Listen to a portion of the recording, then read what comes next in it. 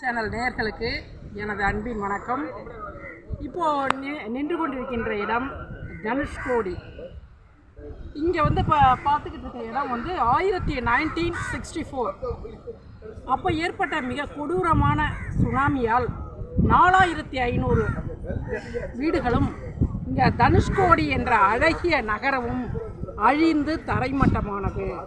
அதில் மிஞ்சி நிற்கக்கூடிய அடையாளம் தான் நீங்கள் பார்த்துக்கிட்டு இருக்கிற தனுஷ்கோடியினுடைய ரயில் நிலையத்தில் அழிந்து போனது போக பாக்கி இருக்கக்கூடிய எஞ்சிய இடங்கள் தான் இது.